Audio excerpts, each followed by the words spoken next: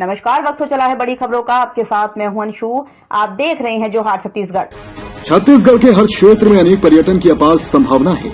यहाँ प्राचीन स्मारक, धार्मिक स्थल, विश्व प्रसिद्ध मंदिरों की भरमार है, लेकिन कई जगह में संस्थान की कमी होने के चलते विश्व पर्यटन में अपनी पहचान पाने के लिए मोहताज है।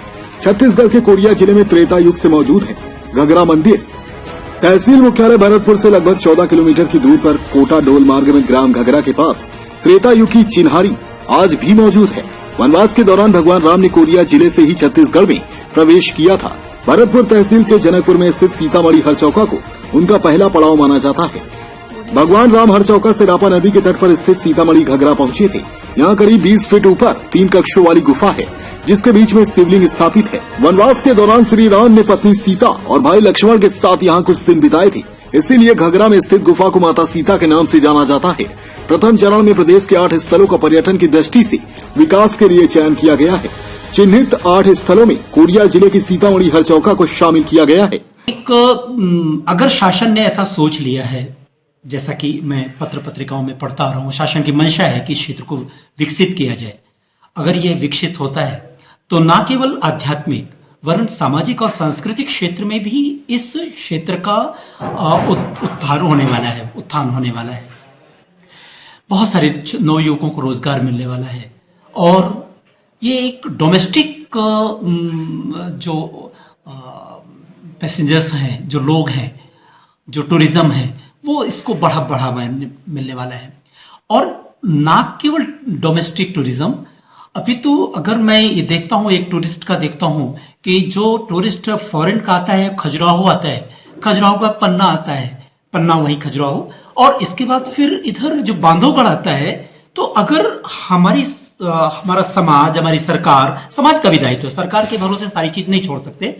हमारे सांस्कृतिक जो क्षेत्र में कार्य करने वाले लोग हैं, हम लोग जैसे सबको ही हैं, उनका भी दायित्व है। अगर ये एक बेल्ट बनता है तो डोमेस्टिक के साथ साथ फॉरेनर टूरिज्म को भी हम लोग वहां पर बढ़ावा दे सकते हैं। हाँ, थोड़ा सा शासकीय तंत्र को यहाँ पर विकास करना होगा, रास्ते ठीक करने होंगे, वहां पर जो सुविधाएं हैं, नेट ठीक करना होगा, बिजली ठीक करनी होगी, वहां पर रहने की व्यवस्थाएं हैं वो ठीक करना होगा। तो अगर ये सब चीजें होता है तो टूरिज्म के लिए एक बहुत महती आवश्यकता भी थी और महती कार्य होगा। भाई वो 14 वर्ष का वनवास जब उनको हुआ तब वो अपने वो आए सीतामढ़ी, रात 1 हफ्ता रुके, है ना। अब वो सीतामढ़ी जो है तो उन्हीं का बनाया हुआ है और यहाँ कोई बनाई नहीं है। वहाँ व्यवस्था जो है तो दूर दूर ये इलाका से भाई आते हैं सीतामढ़ी का नाम सुन के घगरा का, और न वहाँ लाइट व्यवस्था है और न रोड सही है ना। सरकार भी कई बार भाई उसके बारे में आवेदन दिए, है ना, तो न सरकार ध्यान दे रहा है, न कोई ध्यान दे रहा है। इसे पड़ा है भाई, आते हैं जाते हैं घगरा से वापस हो जाते हैं, बस इतने तो है भाई। शासन के प्रस्तावित नक्शे में इन्हीं 2 स्थानों के बीच एक लंबा रिक्त स्थान निर्मित हो रहा है, जिसके बीच घगरा को शामिल नहीं किए जाने पर सवाल उठ रहे हैं। श्रद्धालुओं की आस्था का प्रतीक है घगरा मंदिर। सीतामढ़ी मंदिर 3 ओर पहाड़ी से घिरा हुआ है, जिसके बगल से रामपा नदी बहती है। मान्यता है कि यहाँ त्रेता युग में भगवान राम अपने वनवास काल के दौरान अपनी पत्नी सीता और भाई के साथ यहाँ रुके थे।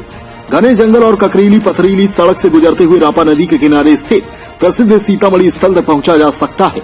लोगों की मान्यता है कि यहाँ पर मांगी गई सभी मुराद पूरी होती है, जिसके चलते यहाँ सुगम रास्ता न होने के बावजूद भी साल भर श्रद्धालुओं का आना जाना लगा रहता है। इस जगह में काफी दूर दराज के पर्यटक घूमने के लिए पहुँचते हैं, लेकिन यहाँ सुविधा का बहुत अभाव है। हरचौका के सीतामढ़ी को सरकार ने अब पर्यटन के रूप में विकसित करने का फैसला लिया है, लेकिन घाघरा सीतामढ़ी में घूमने आने वाले लोग इस जगह को भी पर्यटन में शामिल करने की मांग कर रहे हैं। गुफा के भीतर 3 कमरे बने हुए हैं। हर कमरों में शिवलिंग स्थापित है। कमरों के मुख्य द्वार के दोनों ओर के दीवार में प्रतिमा की संरचना की गई है। मान्यता अनुसार सीतामढ़ी का निर्माण भगवान राम अपनी तीर के नोक से किए थे।